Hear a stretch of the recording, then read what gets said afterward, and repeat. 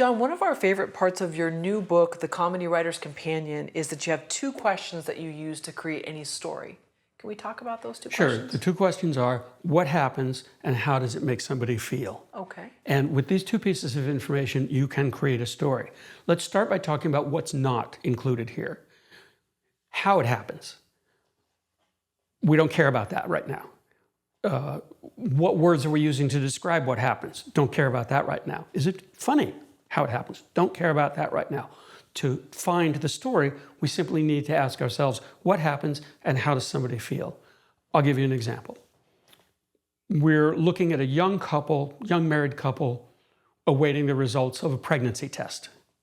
What is happening? They're waiting for the results of the pregnancy test. How do they feel? It's easy enough to answer that question just by asking ourselves, if I were in that situation, what would I feel, or what range of things might I feel? Let's assume, for the sake of conversation, that they're both feeling nervous and they both secretly want to be pregnant, but they're afraid to admit they want to be pregnant because they don't want to face the disappointment. Now we have stakes. We know what will be exciting about the moment when that new piece of information is revealed.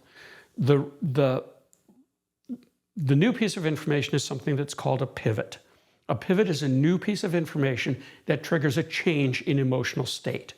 So we start out with what happens. They're waiting for the results of a pregnancy test. How do they feel? Nervous anticipation, hidden desire. Here comes the new piece of information. Are they pregnant? If they are pregnant, what will be the change of emotional state? They'll go from here to way up here, and then possibly from here to way down there at the same time, because great, we're pregnant, but okay, now what? The new information has triggered a change in emotional state and paid off the story and advanced the story. We don't know the physical attributes of the pregnancy test. We don't know where it's taking place. We don't know what they do for a living, what color clothes they're wearing. We don't know very much about their relationship. We just know 2 things. What happens? They're waiting for a pregnancy test. How do they feel? Nervous anticipation. With those 2 pieces of information, we can give them new information, which will bring us to, guess what? Another what happens and another how does it feel? The test is positive. Okay, great. What happens next? We tell our parents. How does that feel? Our heads are going to explode. And now the story is off and running on firm emotional ground, because it's about something that matters. We can contrast this with a car chase. You can contrive it. It's happening. People are afraid of dying. That's what happens and how people feel. But a lot of it looks like it's just plot. And it looks like the whole job is just to evolve the car chase. Without emotional stakes, without contemplating how people feel, you have event, but you don't have story. You have plot, but you don't have story. That's why this reduction is so important. When I'm teaching sitcom, I use something called an attitude map. And what I do in an attitude map, I say, these are the characters in the story, and we're just going to try to figure out a story from beginning to end that makes sense for them. And we're going to do it just by focusing on what happens and how each character feels. And I typically use an example of a father and a daughter. A teenage daughter wants to go out on a date. What happens? She asks her dad to go on a date. How does he feel? Probably nervous, not ready to let his little girl go. How does she feel? Also nervous, not sure she's ready for the freedom. He says yes, he says no. Let's say he says yes, that's what happened. Okay, what happens next? She goes out on the date. How does he feel? Supremely uptight, because his little girl is outside of his control. How does she feel? Like a grown-up, getting some autonomy. What happens next? Can be anything at all. Maybe something on the date goes wrong, and she's got to call for help.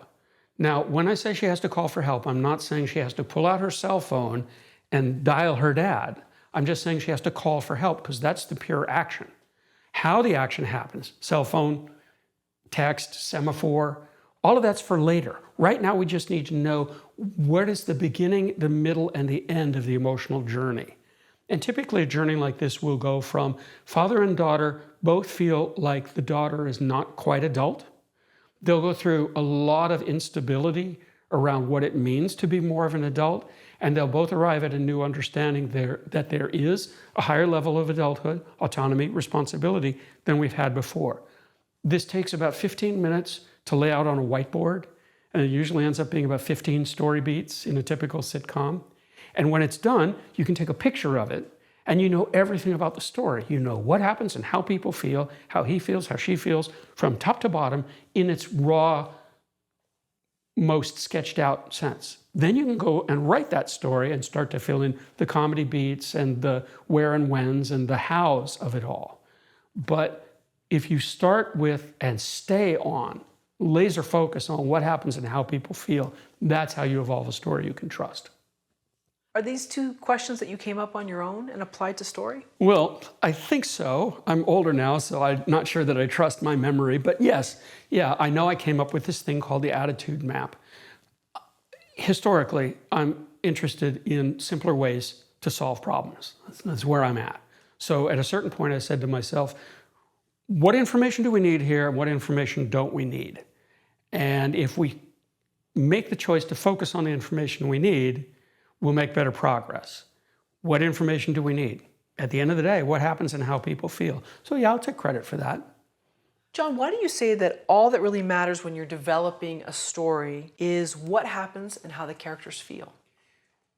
Why do I say that? Because we need to write the story. We need to figure out the story. Or as they say in television writing rooms, we need to break the story.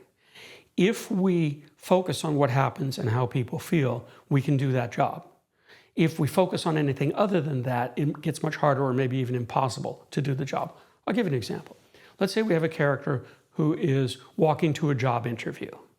What happens? She's going to the job interview. How does she feel? She has anticipation. What color dress is she wearing? Yellow. What kind of shoes is she wearing?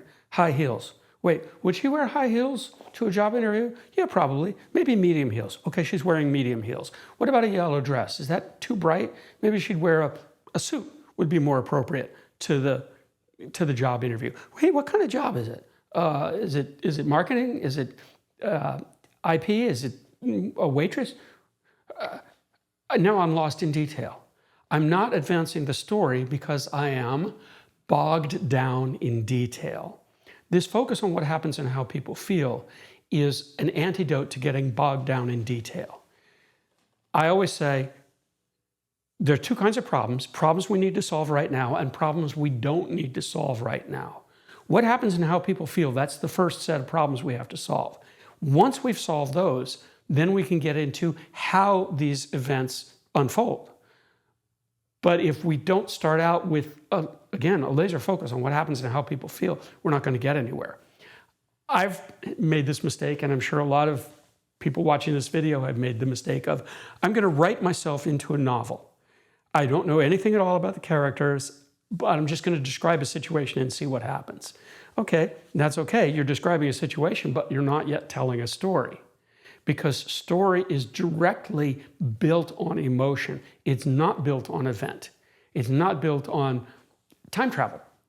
You can imagine time travel, but you don't have a time travel story unless you want to explore the emotional consequences of time travel. Terminator, for example.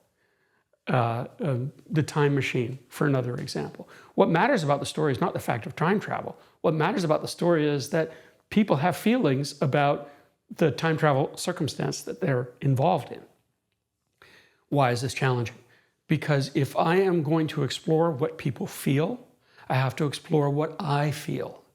And if I have to explore what I feel, I got to go inside and use my self-awareness. And if I'm using my self-awareness to look inside, I might find some stuff I don't want to think about.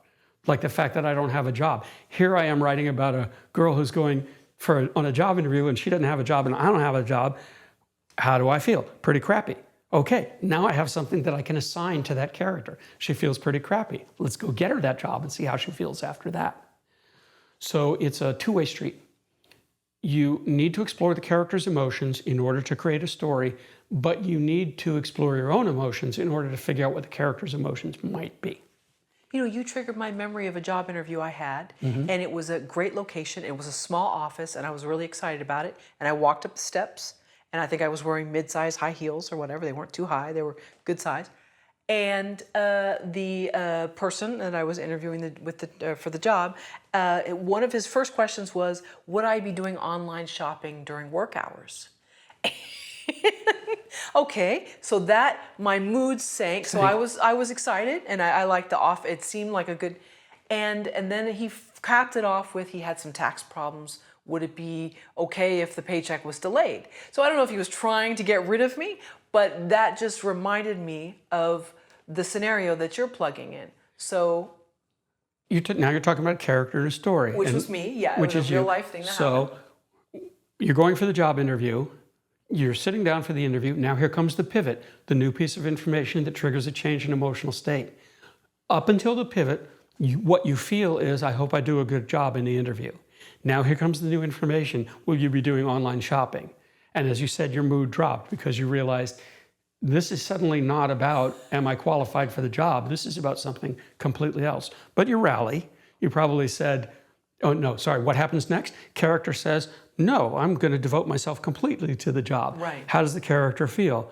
Okay, not as good as I was before, but I'm still on firm ground.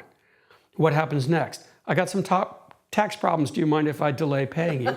New piece of information that triggers a change in emotional state. Right. If this is a sketch, it's going to end up with the character losing her mind and going nuts on the guy. And it'll be great. It'll be funny because he's the villain in this piece and he deserves to be punished.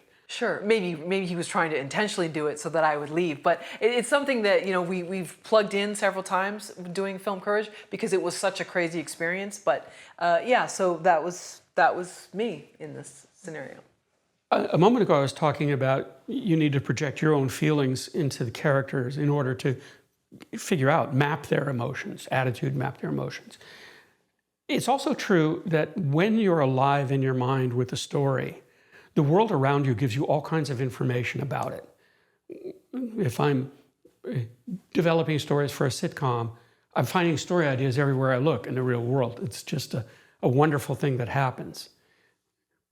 I like to think of certain projects as needing to create critical mass, achieve critical mass. And once they achieve critical mass, you get information from here because you have enough information to gather new information. Get information from out there, same thing. I mentioned crossword puzzles earlier. People who do crossword puzzles know you got to solve the parts of the puzzle you can solve and gather information to the point where you can solve the parts of the puzzle that you can't solve at first. This is the same with the process we're talking about. You look at the story in its barest bones so that you can get a grip on the story, so you can start to figure out the more complex questions that lie downstream. But if you don't start with the simplest stuff, the problems you actually can solve, you cannot work effectively on the more complex problems, the more challenging problems later on. I'm going to bring this back to myself. I told you I'm writing a new book called How to Be Yourself. And over the last month or two, I've been, as I describe it, writing my way into the book. And what this means is I'll take a topic at random and just write about it and see where it leads me to. And as is typical for me, I went through about a month or 6 weeks of saying, this is not going to work, it's never going to work, it's a dumb idea, I should set it aside, because I hadn't achieved critical mass. And then I wrote one of these, let's see what happens, chapters, and it suddenly clicked. There's the voice. This is me talking about what's important, using my own experience, turning it into strategies and tactics that will be useful to the reader to solve their own issues. Now I've got it. Now I have the template for subsequent topics. And now I'm alive inside the project. I have written my way into it. It requires an act of faith. The faith that I'm going to get there, even though all evidence indicates I'm never going to get there. Where does that faith come from? It's not magic, it's experience. I've been there many times before. You've been there many times before. A lot of times you try to write yourself into something, you write way into something, and you just don't get there. But you know from experience that the only way you get there is to overcome the doubt and stay with it until you do get inside it and it does achieve critical mass and start to give you what you want. Thank you for watching the video all the way to the end. Here is a complimentary question from our book Story Questions.